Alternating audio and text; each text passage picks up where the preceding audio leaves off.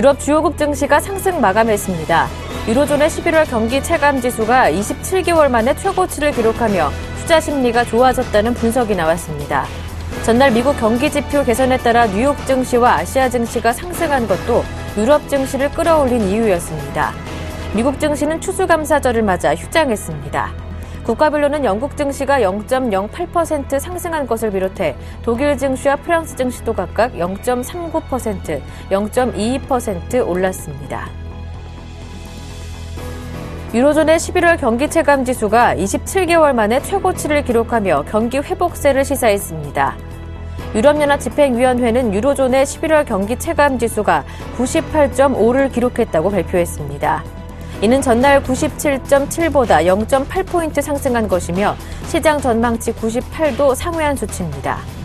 7개월 연속 상승세를 유지하고 있는 유로존 경기 체감 지수는 이번 달에 2011년 8월 이후 최고치를 기록했습니다. 한편 유로존의 주요 경제국 5개국 중 프랑스만 경기 체감 지수가 악화됐습니다. 이탈리아와 스페인, 네덜란드, 독일은 모두 전월에 이어 개선세를 보였습니다. 독일의 실업자 수가 2년 반 만에 최고치를 기록했습니다. 독일 연방노동청은 계절적인 요인을 반영한 11월의 실질 실업자 수가 직전월보다 10,000명 늘어난 298만 5천 명을 기록했다고 발표했습니다. 이는 4개월 연속 상승한 것으로 1,000명 증가를 예상한 시장 전망치를 큰 폭으로 상회한 수치입니다. 앞서 독일의 건설기계업체인 바우어는 3%가량의 인원 감축을 발표한 바 있고 전기 천연가스 공급업체 RWE 역시 수천 명의 일자리 삭감 계획을 밝힌 바 있습니다. 독일의 주요 기업들이 일자리를 대폭 줄인 것이 독일의 실업자 수 증가를 초래한 것으로 풀이됩니다.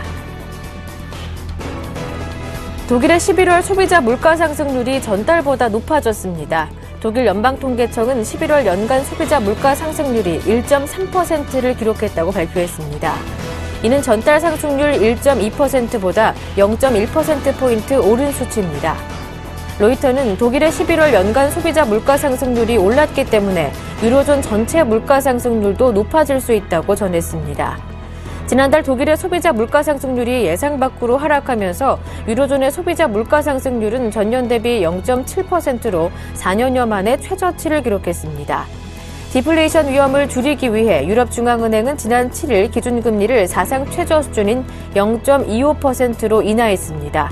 유로존의 11월 소비자 물가 상승률 지표는 29일 발표됩니다. 영국은 부동산 시장이 지나치게 과열된 것을 우려해 자국 부동산 경기 부양을 당분간 중단하고 중소기업 지원 확대에 힘을 쓰기로 했습니다. 영란은행은 내년 1월부터 은행 대출 지원 프로그램인 대출 펀딩 제도의 대상에서 모기지를 제외한다고 밝혔습니다. 그러나 영란은행은 중소기업 대출을 늘리는 은행에는 대출 펀딩 제도를 이용하는 수수료를 기존의 최저 수준인 0.25%까지 낮춰주기로 했습니다. 영국 통계청에 따르면 올해 8월 영국 주택 가격은 전년 대비 3.8% 올랐습니다.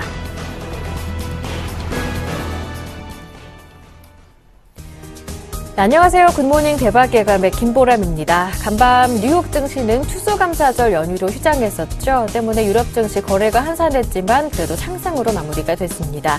유럽 지역의 경기 기대 심리를 보여주는 지표가 2011년 10월 이후 최고치를 띄게 되면서 유로존에 대한 경기 회복 기대감이 더 커졌다는 것을 볼 수가 있었는데요. 전일 아시아 증시도 대부분 상승했었죠. 국내 증시를 비롯해서 아시아 증시 대부분 올랐던 것도 유럽 증시의 상승 요인이 되기도 했습니다. 특히나 일본 증시가 엔화 약세의 연고점을 경신하는 모습을 보여주기도 했었는데요. 뉴욕 증시는 이제 오늘 밤 다시 개장하게 됩니다. 하지만 오후 1시까지의 개장, 조기 폐장을 하게 된다는 점 기억하셔야겠고요. 블랙 프라이데이인 만큼 소비에 대한 기대감이 첫날 어느 정도 반영되는지 확인해 보시는 것 중요하겠습니다. 글로벌 증시 마감 소식 정리해보면서 금요일장 국내 증시 전략도 미리 세워보겠습니다. 굿모닝 대박 예감 지금 바로 출발합니다.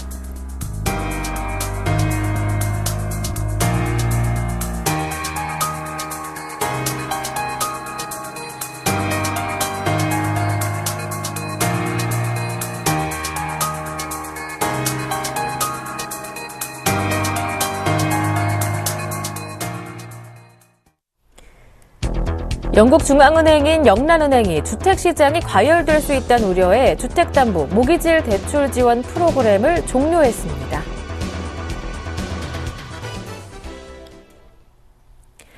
네, 글로벌 이슈 진단 순서 첫 코너 문을 열겠습니다. 레이크쇼어 인베스터스의 이현민 이사님 모셨습니다. 안녕하세요. 안녕하십니까. 영란은행 이야기해보기 전에 먼저 마감된 유럽 증시부터 상황을 살펴봐야겠습니다. 뉴욕 증시는 좀 전에 알려드렸던 것 같이 추수감사절 연휴로 휴장이었습니다. 유럽 증시 거래 한산한 편이었지만 그래도 상승으로 마감을 했다고 하는데요. 경기 회복에 대한 소비자들의 기대 심리가 많이 높아졌다고 해요. 그렇습니다. 오늘 뉴욕 증시는 추수감사절로 휴장이고요. 네. 칠면조 고기를 먹는 이런 네. 모습들을 아마도 시청자 여러분이 외신을 통해서 볼 수가 네. 있을 겁니다. 오늘 그 유럽 증시만 이제 개장이 됐습니다. 유럽 증시는 전반적으로 상승세가 유지가 됐고요. 어제 백악관에서 그 오바마 대통령이 칠면조와 같이 출연을 하면서 가족과 함께 추수감사절 연휴를 잘 보내기를 이런 인사를 하는 그 그림도 나오고 있습니다. 메이시스 백화점 또는 월마트, 메이시스 백화점은 대체로 보면 추수감사절의 휴일에는 영업을 하지 않는데요.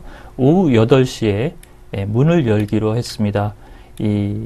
이른바 산타랠리까지 가져가는 이른바 그 블랙 프라이데이 이런 부분에 많은 유통업체와 백화점 업계들이 상당히 경쟁이 치열한 것이 올해 트렌드라고 볼 수가 있겠습니다. 어제 니케이 지수가 6년 만에 2007년 이후에 최고치에 올라섰습니다.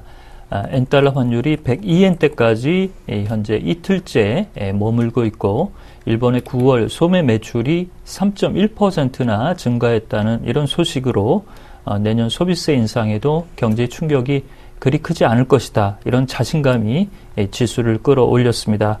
어제 니케이 지수는 15,727엔으로 2007년 이후 최고치였고 올해 최고치였던 5월 22일 종가 15,627엔도 넘어서는 이런 모습이었습니다.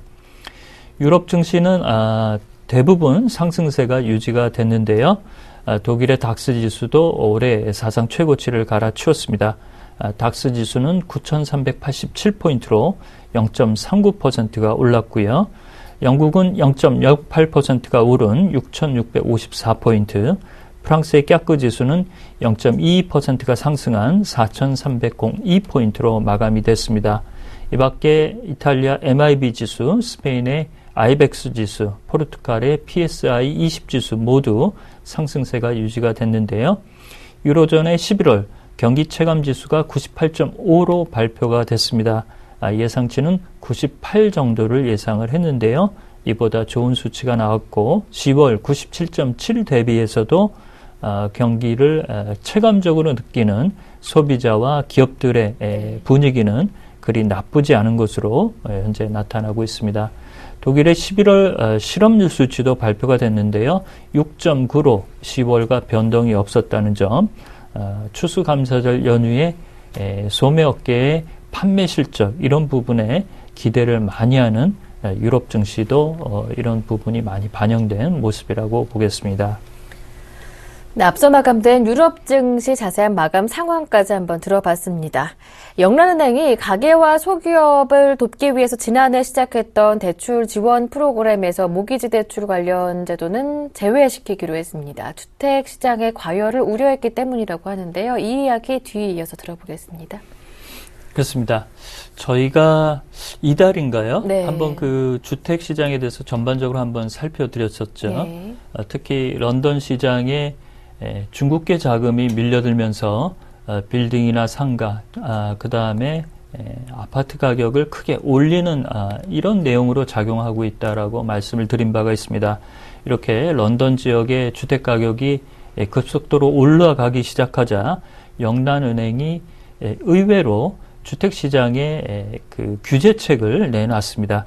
시장에서 예상하지 못한 부분이 나왔기 때문에 다소 일부 충격이 오늘 영국 증시에 있었습니다. 특히 주택업계들이 주가가 많이 빠지는 이런 홍역이 좀 나왔었는데요. 지난해 4분기 이후에 올해 영국의 GDP를 끌어올린 촉매제 역할은 이 주택시장이 톡톡히 그 몫을 담당을 했습니다.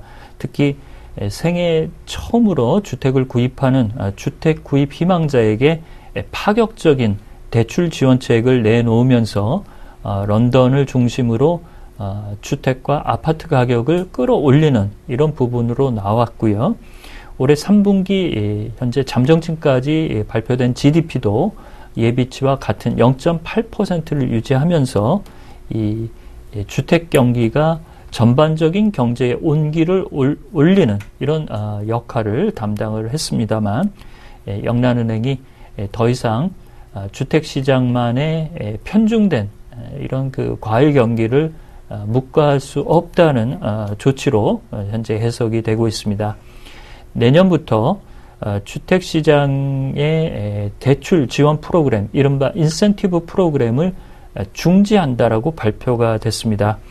그동안 시중은행들은 이렇게 주택 구입 희망자의 최소 자본금과 담보를 받고 이를 영란은행을 통해서 국채로 교환할 수 있는 인센티브 메리트를 가지고 있었는데요. 이를 중단하겠다라고 밝혔습니다. 그렇지만 중소기업을 지원하는 수수료를 디스카운트해주는 네. 이런 대책은 그대로 유지한다라고 발표를 했는데요. 그간 가계와 모기지 대출이 많이 올라왔고 주택시장이 정상화 정도 수준에 올라왔다고 보는 것이 현재 영란은행의 시각이라고 보겠습니다. 네, 영란은행의 마크카니 총재도 현재 주택시장의 수준이 우려할 만한 정도는 아니다라고 밝히면서도 일단 주택가격 급등세에 대해서는 걱정을 하고 있는 것으로 보입니다. 영란은행의 이번 조치 예상했던 조치는 아니었는데요. 그렇습니다. 미국의 경제 채널 CNBC에서도 네. 이런 부분이 예상외로 좀 주택시장에는 긴축 policy, 긴축 정책이 들어가는 네. 것이 아니냐 이렇게 분석 기사들이 속속 나오고 있는데요. 그만큼 시장에서 예상하지 못했던 부분 때문에 오늘 영국의 주요 주택업체들의 주가들이 아주 좋지가 못했습니다. 영국의 주택업계인 바랍 디벨롭먼트 주가는 오늘 4.8%나 빠졌고요. 패시몬이나 테일러 웬피도 6% 이상 하락하는 등 이 규제책에 대한 악재 요인이 주가에 좀 발목을 잡는 이런 모습이었습니다. 조지 오스본 재무장관은 그동안 주택시장이 정상적인 기능을 해왔고 이것이 경기 부양의 촉매로 작용을 했다라고 평가를 했고요. 이번 마크카니 총재가 규제책을 내놓은 것이 경제에 큰 영향을 미칠 수 있을 정도로 악재성 요인은 아니라고 선을 그었습니다. 그렇지만 마크카니 총재는 필요하다면 주택시장의 과열을 잡기 위해서 추가적인 대책을 고려하고 있다고 밝혔습니다. 이런 부분은 역시 주택시장에 대해서 영란은행이 매우 현재 조심스럽게 들여다보고 있다는 의중을 그대로 표출한 이런 대목이라고 볼 수가 있겠는데요. 따라서 내년도에는 이 주택버블을 각국이 어떻게 규제책을 잘 내놓으면서 버블을 이렇게 억누를 수 있는 이런 정책적인 효과가 잘 나타나는지를 잘 봐야 될 것으로 보입니다.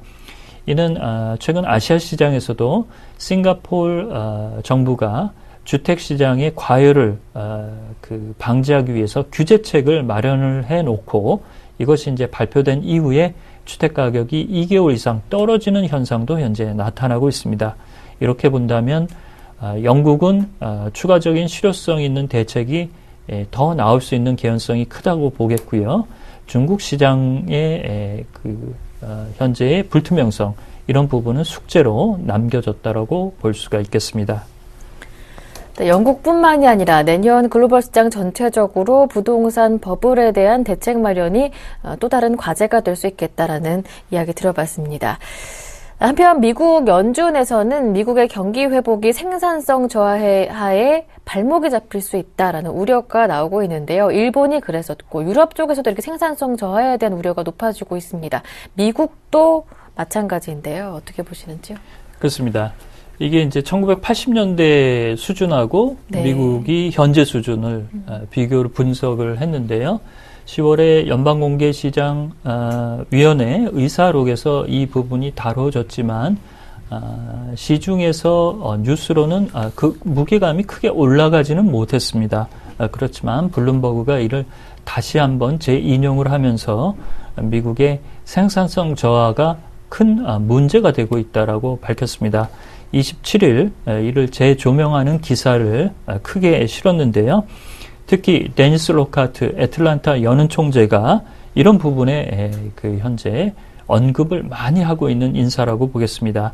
이 생산성 저하로 인해서 내년에 경제 성장률을 종전의 3%에서 2.5%로 0.5%포인트 내린다라고 얘기를 했고요.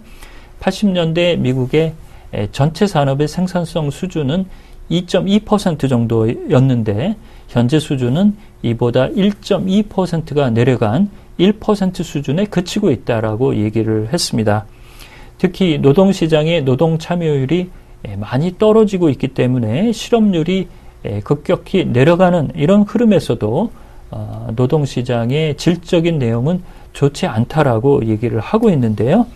이렇게 생산성이 저하가 되면 기업의 시설 투자나 그 다음에 투자 유치 이런 부분도 걸림돌이 될 수 있는 것으로 현재 판단을 할 수가 있겠습니다.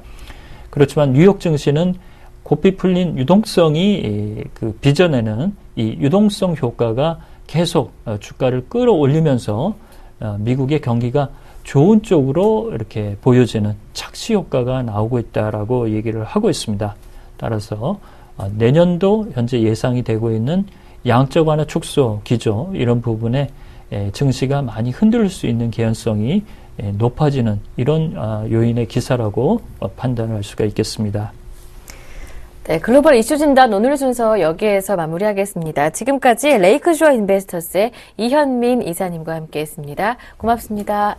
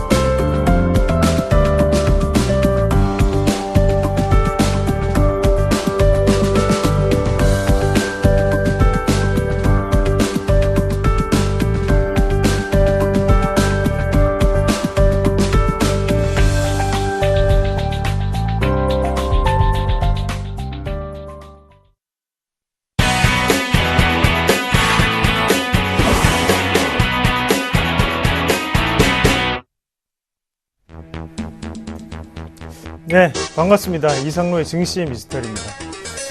최근 들어서 이슈가 되고 있는 부분이 두 가지가 있습니다. 바로 한 가지는 곡물 가격이 내려가고 있구나.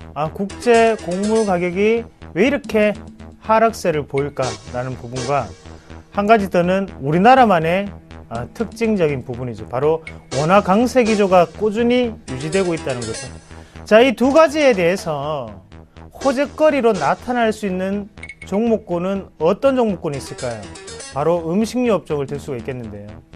바로 그 중에서도 청정원으로 유명한 대상이라는 기업은 이 두 가지 호재를 그대로 직접적으로 받아들일 수 있는 기업 중에 하나입니다. 그럼에도 불구하고 주가는 계속적인 박스권을 그리고 있습니다. 그 이유는 과연 어디에 있을까요? 그리고 그 이유를 우리는 어떻게 해결을 해야 될까요? 자, 일단 대상 같은 경우에는 우리 주부님들이 가장 쉽게 볼 수 있는 기업 중에 하나인데요. 바로 청정원이라는 브랜드 네임으로 실질적으로 뭐 조리식품이라든지 이런 부분에서도 큰 수익을 거두고 있는 업체이기도 하고요. 경쟁 업체를 말씀드린다면 뭐 CJ, 제일제당 같은 기업들이나 아니면 뭐 풀무원 같은 기업이 있겠죠. 이런 기업들과 경쟁 업체에 놓여 있는 기업이다. 그렇게 보시면 좋을 것 같고, 하인즈에 바로 워렌 버핏이 투자를 할 때 대상이라는 기업도 이슈가 됐었습니다. 그런 부분처럼 음식료 업종에 대해서 관심 자체가 달라지고 있다는 부분을 우리가 아실 수가 있겠고, 하지만 지금 주가 추이를 한번 같이 보신다면 현재 대상 같은 경우에 한번 주가 추이 같이 보도록 하겠습니다. 하단 자체 박스권 35,500원 밴드, 그리고 하단 같은 경우에는 여기에 32,000원 밴드 자체가 지지가 되면서 계속적인 박스권을 이루고 있거든요. 그럼에도 불구하고 하단 자체는 아직까지도 이렇게 변동성이 크게 나타나고 있으면서 저점 자체는 올리는 분위기가 나타나고 있다는 거죠. 자, 과연 여기에 대한 상단은 언제 뚫릴 수 있을까요? 이렇게 박스권을 유지했던 가장 큰 이유는 바로 3분기의 실적 부진입니다. 매출과 그리고 영업이익 자체가 부진하면서 시장 컨센서스를 하회하는 모습을 나타냈었죠. 그러면서 3분기는 소비 위축이 되며 지금 대상은 큰 타격을 입을 수밖에 없었고요. 하지만 지금부터가 중요하다는 거죠. 우리가 같이 상품 차트를 한번 같이 보시면서 말씀을 좀 드리도록 하겠습니다. 자, 곡물 중에 옥수수 가격표를 나타내고 있는 그래프입니다. 하단에 보시면 작년 지금 현재 1월 달부터 시작을 해서 2월 달 지금 2분기까지는 가파르게 상승하는 모습이 나타나는 그런 모습을 보이고 있고요. 그래서 이런 상승세를 좀 보였었다면 현재 같은 경우에는 다시 꾸준한 하락세를 보이고 있다는 거죠. 자, 월 초의 가격, 우리 연초의 가격대보다도 훨씬 더 떨어진 지금은 상당 부분 426달러 선에서 거래가 되고 있다는 점을 우리가 보실 수가 있겠습니다. 자, 연초에는 얼마였을까요? 연초 같은 경우에는 600달러를 넘어서는 그런 모습을 좀 보였었고, 지금 상당 부분 떨어져 있다는 부분이, 이렇게 옥수수 가격이 떨어지면 당연히, 옥수수를 원자재 수입으로 생각을 하고 사오는 대상 같은 입장에서는 상당히 지금 마진 추이가 많이 남을 수 있겠구나. 마진 추이가 많이 남는다는 것은 수익성이 개선될 수 있겠구나, 영업이익이 많이 남겠구나 라는 부분을 우리가 한 번 더 생각하실 필요가 있다는 거죠. 2분기까지 이렇게 높은 가격에 샀던 옥수수 때문에 3분기는 실적이 부진했었고, 다만 4분기로 들어서면서 이렇게 낮은 가격대 옥수수가 거래되고 있는 만큼 큰 수익성을 보일 수가 있겠습니다. 대상의 매출 중에 60% 같은 경우에는 바로 전분당이라고 하는 흔히 옥수수가 주 원료로 쓰이는 그런 당을 만들고 있는데요. 거기에 대해서 지금은 매출에 직접적인 영향을 미칠 수 있는 게 바로 이 옥수수 가격이라는 거 다시 한번 더 체크를 하시면 좋을 것 같고요. 그리고 환율들을 한번 같이 보도록 하겠습니다. 환율을 한번 보시면 지금 1061원대로 거래가 되고 있습니다. 이 가격대가 상당히 중요한 가격대인데, 우리가 1100원을 기준으로요, 수출 기업들은 상당히 힘들어지는 단계고 오고, 그리고 1100원이 아래로 내려간다면 그때는 원자재를 수입하는 입장에서는 상당히 긍정적인 기업의 효과가 나타난다라고 흔히들 생각을 하시면 될 것 같아요. 그래서 지금은 얼마입니까? 1061원이죠. 그만큼 원자재를 수입해서 거기에 가공을 덧붙여 파는 기업에게는 상당히 긍정적일 수밖에 없다, 그렇게 해석할 필요가 있습니다. 지금까지 시장을 이끌어오던 것은 바로 전기전자 그리고 자동차 업종이었습니다. 하지만 전기전자, 자동차 업종 같은 경우에는 수출에 상당히 민감하고 그만큼 환율에 민감하다는 거죠. 거기에 대해서 내수적인 음식료 업종은 지금까지 바닥을 기고 있었다는 겁니다. 지수 자체는 다시 한 번 더 2000포인트를 돌파하고 상당히 2045포인트까지 올랐습니다. 그러면 여기에 똑같은 주인공이 다시 한 번 더 돌파를 할 수 있을까요? 아니면 새로운 주인공이 지금 나타날 수 있을까요? 저는 후자라고 생각합니다. 지금 음식료업종 바닥을 많이 다졌기 때문에 그 중에서도 대상 박스권 안에 상당 부분 같이 있었기 때문에 시세를 본출할 때는 크게 나타날 수 있다. 그렇게 좀 말씀을 드릴게요. 같이 차트 한번 보면서 추가적인 설명 좀 드리겠습니다. 상단 자체를 지금 몇 번째 뚫지 못하고 있냐면 첫 번째 실패를 하는 모습이었고요. 그 다음에도 실패를 하는 모습, 그리고 또다시 실패를 했습니다. 그리고 이번에 또다시 실패를 하는 모습이 나타나고 있습니다. 무려 4번 동안 실패를 하면서 아직까지도 못 올라갔던 게 바로 주가 추이고요.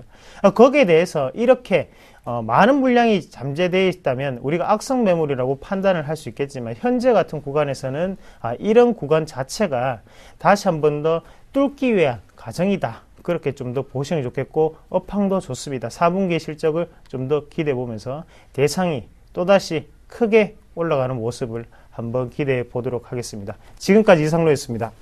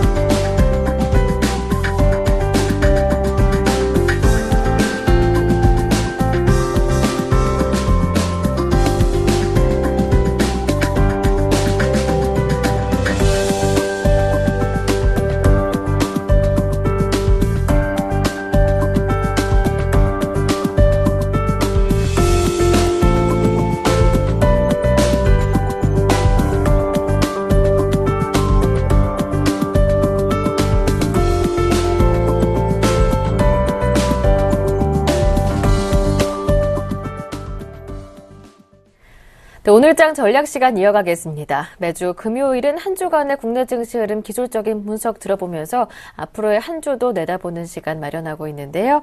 이 시간 뉴스탁의 유창희 대표님과 함께 말씀 나누겠습니다. 안녕하세요. 안녕하십니까.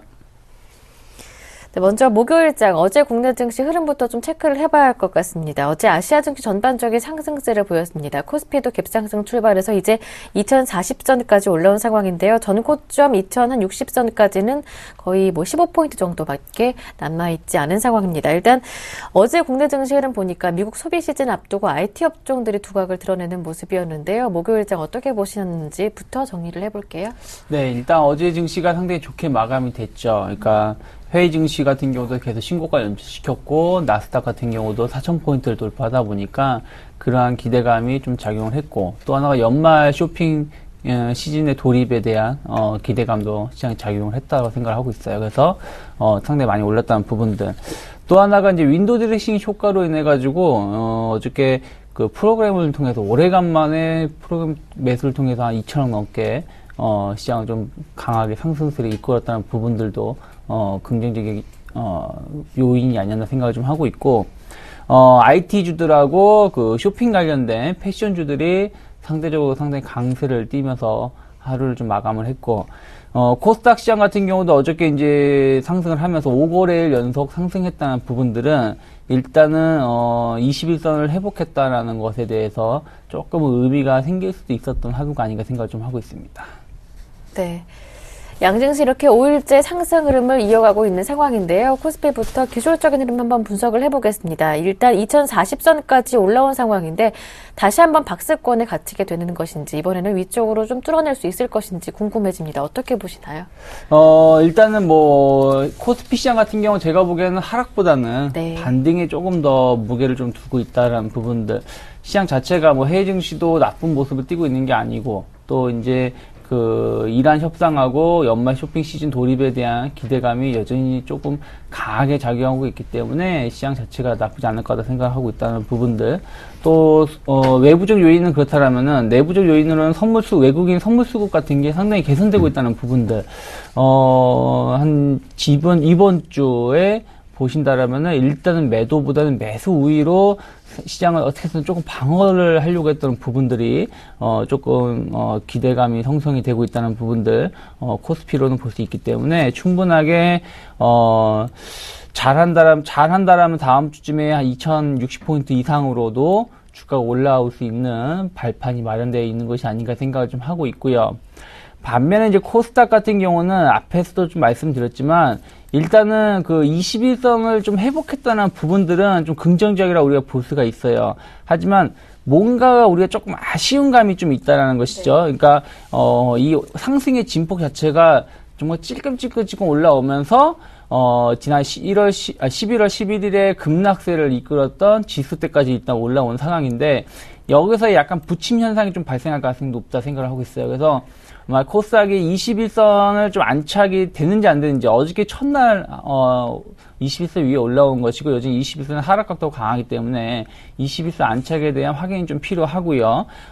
그리고 코스닥 대표주들 그러니까 예를 들어 파라다이스라든지 뭐 서울반도체라든지 이러한 종목군들이 고점을 다시 돌파시키려고 하는 모습이 형성이 되는지 여부를 좀 봐야지 앞으로의 향후 방향성에 대해서 우리가 논할 수 있지 않을까 생각을 좀 하고 있습니다. 네, 코스피는 당분간 더 반등 쪽으로 무게를 둔다 말씀해 주셨고 코스닥은 21선 안착이 당장은 무엇보다 중요하겠다라는 말씀 들어봤습니다. 자, 그렇다면 종목 이야기해 볼게요. 차트 흐름이 좋았던 종목과 나빴던 종목 어떤 것들이 있었나요?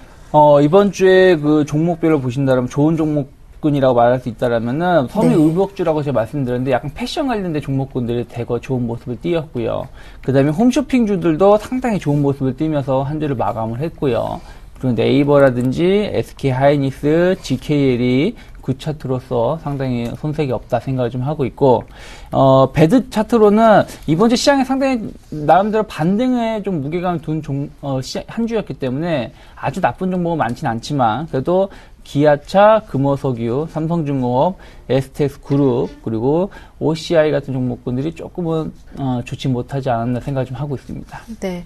자세한 이야기 들어보겠습니다. 9차트 종목들 가운데 홈쇼핑 관련주들 그리고 섬유의복, 패션 관련주들 앞으로 전망 어떻게 보시는지도 궁금하고요. SK하이닉스 요즘 관심을 많이 받고 있죠. 앞으로 흐름 한번 들어볼게요. 네, 일단 이번 주에 그 시장을 강하게 좀 두각을 보였던 업종이라든지 종목군들은 홈쇼핑주하고 섬유의복 관련된 패션주라고 볼 수 있겠는데 일단 연말 소비 시즌 돌입에 대한 기대감, 성수기를 진입했다는 기대감으로 실적이 상당히 호전되고 있다는 분들 혹은 실적 호전이 기대가 되고 있기 때문에 이들 종목군들로 이번 주 상당히 강한 모습을 띄었고요. 그 다음에 네이버 같은 경우도 라인이 지난 화요일인가요? 그때 3억 명을 돌파를 시켰죠. 그리고 나서 어저께 같은 경우는 이제 다음하고 네이버가 서로 협약을 봐가지고 공정위로부터 한 500, 많게는 한 5, 600억 정도 될 수 있는 과징금을 일단은 피했다는 부분들이 호재로 작용을 하면서 급등세를 띄면서 고점을 돌파시키면서 70만 원대로 올라왔었다는 부분들. 그리고 SK하이닉스 같은 경우도 외국인이 꾸준하게 강하게 매수가 들어오면서 시장을 좀 상승세에 이끌면서 고점을 돌파를 시도했다는 부분들. 네. SK하이닉스 한번 차트 흐름 볼 수 있을까요? 전고점 돌파하면서 35,450원까지 올라온 상황인데요. 차트 미인주인 만큼 또 앞으로 흐름 차트 보면서 분석해보는 것도 좋을 것 같아요. SK하이닉스 같은 경우가 지금 2달 정도의 기간 조정을 준 다음에 지금 어저께 35,000원을 돌파시키면서 마감이 됐다는 부분들. 이게 어저께만 비단 오른 게 아니라 그저께 장세 양봉이 나오고 나서 어저께도 추가 상승을 보인 거라서 제가 보기에는 일단은 신고가를 연출시킬 수 있다는 부분들 최근 2, 3년 내에 최대 신고가를 연출시킨다라면은 한 8, 9천 혹은 4만 원대까지도 가능할 수 있다. 왜 그러냐면 2달 정도의 충분한 기간 조정을 주고 나서 11월 말에 고점을 돌파시킨 것이기 때문에 12월 달에는 잘하면은 우리가 4만 원대까지도 SK하이닉스 주가 상승을 좀 노려볼 수 있지 않을까 생각을 좀 하고 있습니다. 네, SK하이닉스 12월까지 4만 원대까지도 올 수 있지 않을까라는 말씀 전망 들어봤습니다. 또 홈쇼핑 관련주들, 패션 관련주들 연말 소비 시즌 기대감에 또 상승세를 보여주고 있는데요. 오늘 관심 종목 들어보니까 LG 패션 들고 오셨네요. 이야기 네, 들어볼게요. 오늘 LG 패션을 가지고 나왔는데 국내 그러니까 패션 종목군들 두 가지로 구분을 지으면 될 것 같아요. 국내 시장에 좀 강점을 갖고 있는 회사하고 해외 시장에 강점을 갖고 있는 회사인데 일단 해외 모멘텀이 높은 기업군들은 조금 다소 많이 올랐던 부분들이 있다는 부분들을 본다라면은 상대적으로 덜 오른 국내 관련된 기업군들 중에서 LG 패션이 일단은 좀 더 좋은 모습을 띌 수 있지 않을까 생각을 하고 있고, 지속적으로 개선되고 있는 국내 소비자 심리 동향이 상당히 패션주들한테는 호재라고 생각을 좀 하고 있고, 또 계절적 성수기 진입에 따라서 매출이 또 증가할 수 있다는 것이죠. 특히 겨울 의복이라는 것은 두껍고 비싼 것들이 많기 때문에 여기에 대한 기대감이 크게 작용을 하고 있고요. 그 다음에 이제 패션 업종군들 자체적으로 최근 2, 3년 동안 구조조정을 상당히 잘 해놨어요. 그래서 매출의 수익성이 예전에 비해서 상당히 더 높아지고 있다는 부분들은 실적에도 우리가 좀 기대를 해볼 수 있다는 거 보시고, 차트적으로도 일단 34,000원대 지점 고점대를 이제 돌파를 눈앞에 두고 있다는 거죠. 한성 같은 경우가 고점을 돌파시키면서 치고 나가는 모습을 띄었기 네. 때문에 LG 패션도 충분히 그런 모습을 띌 수 있다. 그렇다면 33,000원 전후로 해서 매수가를 타진해 보시면 좋지 않을까 생각을 좀 하고 있고, 목표가를 일단 37,000원 정도 놓고 바라보고 있다는 거 참고하시고, 다만 31,700원 정도 이 자리가 이제 21선을 이탈하는 자리가 될 텐데, 이때는 리스크 관리 좀 하시면서 대응하신다면 나쁘지 않다 생각을 좀 하고 있습니다. 네, 한섬의 흐름을 참고해본다면 LG 패션도 고점에 대한 돌파 가능하겠다 이렇게 전망하십니다. 지금 가격 수준에서 진입 가능하시겠고요. 목표 가격은 37,000원으로 일단 정해주셨습니다. LG 패션 마지막으로 정리까지 들어봤습니다. 지금까지 유스탁의 유창희 대표님과 함께했습니다. 고맙습니다. 고맙습니다.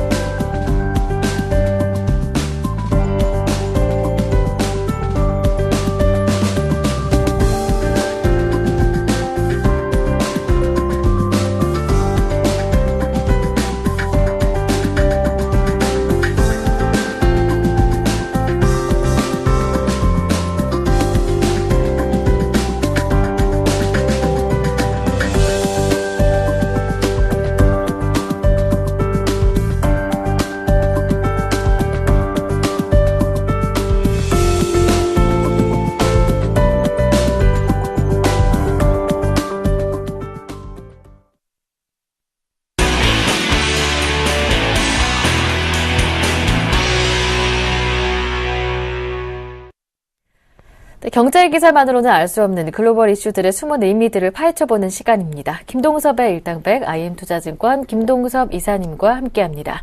안녕하세요. 네, 안녕하세요. 네, 일당백 첫 번째 라운드 지금 바로 시작할게요.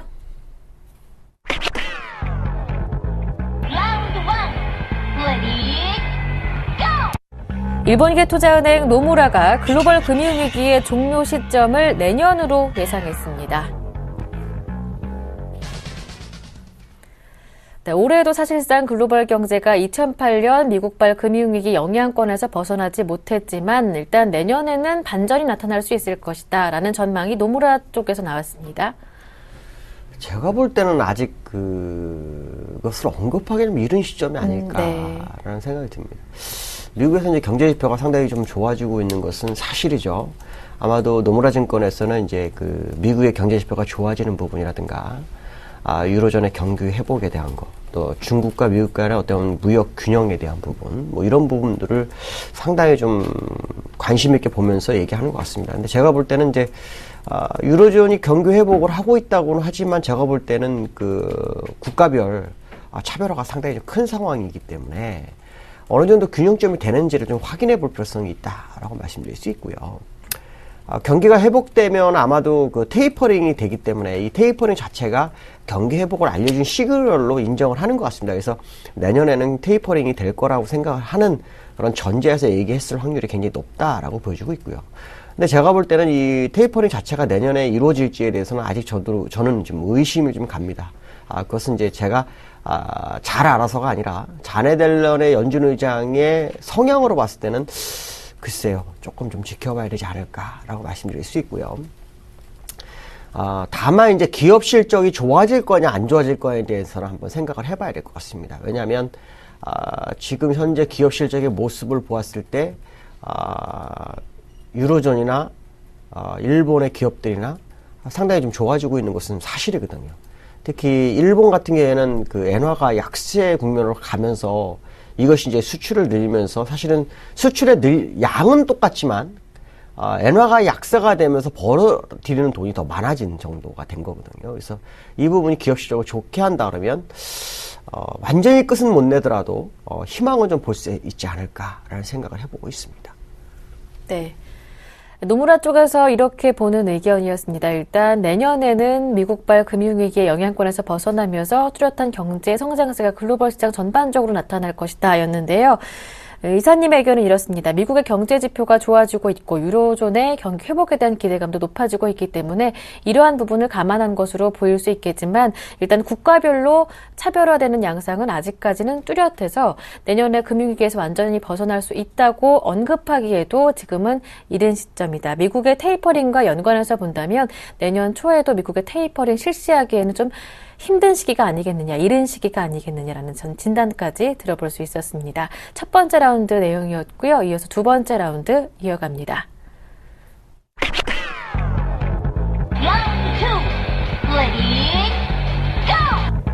유럽중앙은행이 유로존은 이제 미국 연준의 출구 전략을 대비해야 한다고 경고했습니다. 우리가 첫 번째 라운드에서 바로 좀 전에 들어볼 수 있었죠. 미국의 테이퍼링 내년 초에도 굉장히 이를 것이다. 내년에도 경제 전반적인 상황을 살펴본다면 조금 테이퍼링을 실시하기에는 이른 시점이 아니겠느냐라는 진단이었는데 22에서 이렇게 의견을 내놨습니다. 일단 채권 시장의 취약성을 경고를 하면서 전반적으로 후폭풍도 만만치가 않을 것이다. 이제 유로존은 미국 연준의 출구 전략을 철저하게 대비해야 한다라는 경고였는데요. 이게 이제 지난번 벤 버넌케 의장이 5월에 네. 가능성을 언급했죠. 네. 그러고 난 다음에 문제가 된 게 뭐냐면 신흥국들의 그 통화가 엄청난 약세로 가면서 이게 인도가 디폴트가 걸리는 게 아니냐 뭐 이런 얘기가 있었어요. 그러면서 채권 시장에 상당한 영향을 미쳤던 것은 사실입니다. 그래서 테이퍼링을 한다면 아마도 또 같은 현상이 나타날 것이 아니겠느냐라는 얘기를 하고 있죠. 그런데 거기에 대해서 준비를 해야 된다. 빅토르 콘스탄치오 그 ECB 총재의 언급인데요. 이 사람이 얘기하는 것으로 보면은 조만간 테이퍼링 할 것인가? 라는 생각을 할 수도 있죠. 네. 근데 테이퍼링은 그렇게 쉽지가 않습니다. 왜 그러냐면 지금 테이퍼링을 하게 되면 미국이 살아나고 있는 실업률도 다시 무너질 확률이 굉장히 높죠. 왜냐하면 구직 포기자가 너무 많아서 그것을 산정 안 한 실업률이거든요. 만약 그걸 산정하게 되면 미국 실업률 여기 11%가 넘습니다. 그러니까 이 부분을 어느 정도 해결하는 모습이 나와야만 가능할 거라는 거고 또 이 부분이 만약 테이퍼링이 진행되면 ECB 같은 경우에는 더 문제가 심각해지죠. 왜냐하면 독일을 제외하고 다른 나라들은 이제 좀 숨통이 튈 만한 정도밖에 되지 않은 경제 성장을 보이고 있다. 그렇기 때문에 문제가 된다는 거죠. 그래서 대비를 해야 되는 것은 사실이지만 지금은 그때가 아니지 않느냐. 오히려 좀 더 성장하는 모습을 좀 확인할 필요성이 있고 테이퍼링이 진행된다면 제가 볼 때는 지금 그 연준에서는 테이퍼링을 진행하면서 2년 뒤에 저금리를 다시 금리 인상 기조로 생각을 하고 있거든요. 네. 분리해서. 근데 제가 볼 때는 그렇지 않을 거라고 보고 있습니다. 무슨 말이냐면 시장이 버블을 내놓은 다음에 동시다발적으로 할 확률이 굉장히 높습니다. 옛날에 볼커처럼 아마 가능성이 굉장히 높습니다. 그래서 만약에 그렇게 된다 그러면은 지금 버블이 상당히 필요하기 때문에 테이퍼링은 당장 못하고 시간을 더 끌어야 되는 그런 상황이다라고 생각해야 된다. 그러나 준비는 좀 해볼 필요성이 있다라고 말씀드릴 수 있고요. 근데 그 준비가 상당히 제한되어 있다는 것이 문제다라고 말씀드릴 수 있을 것 같습니다. 네. 준비를 해야 하는 것, 출구 전략에 대한 대비를 해야 하는 것은 맞겠지만 테이퍼링 아직까지 실시하기에는 굉장히 이른 시점이라는 것 다시 한번 강조해 주셨습니다. 두 번째 라운드 함께 했고요. 마지막 세 번째 라운드 시작하겠습니다. Round 3, ready? 국제경제협력개발기구 OECD가 그리스는 내년에도 경기 침체에서 탈출하지 못할 것이라고 예상했습니다. 네, 그리스 정부에서는 내년에는 경기 침체에서 탈출할 것이다 이렇게 선언했었죠. 밖에서의 보는 시각은 달랐습니다. 아무래도 밖에서 보는 시각이 조금 더 객관적일까요?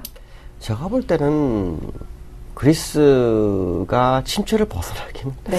힘들다고 봅니다. 예, 왜냐하면 그리스는 산업구조상으로 제조업이 없어요. 네. 거의 다 그 관광산업이라든가 서비스업 쪽에 몰려있기 때문에 어떤 무역 수지라든가 이런 거를 맞출 확률이 굉장히 부족합니다.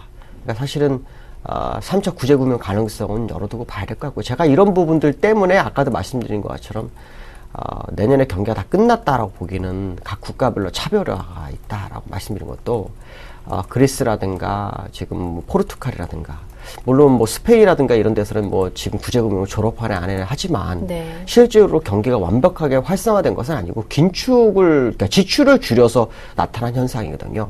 근데 지금 그 문제는 뭐냐면 그 정부의 지출이 줄이는 것이 재정 적자를 줄인 것은 좋아진 상황이지만 지출이 줄어들므로 인해서 그 일반인들도 소비를 줄이게 됐고 소비가 줄어들므로 인해서 인플레이션이 아니라 디플레이션이 가고 있는 그런 상황이기 때문에 이것을 가지고 지금 경기 회복이라는 얘기를 못 한다는 거죠. 그렇기 때문에 그리스 같은 경우에는 더욱더 긴축으로 가고 있는 상황에서 흑자 기조라는 것은 진짜 말도 안 되는 상황일 확률도 있다. 물론 그들만의 계산법이 따로 있을 수 있겠지만 제가 볼 때는 좀 쉽지 않을 것으로 보이고 있고요. 이런 부분을 봤을 때는 아마도 여전히 유로존이 경기 회복이 되는 것은 사실이지만 내년도에 경기가 완전히 끝나는 것은 아니다라는 거, 불황이 끝나는 것은 아니다라는 것은 거의 확실하지 않겠느냐. 결국 그리스가 약간 위험 요소는 여전히 갖추고 있다라고 봐야 될 것 같습니다.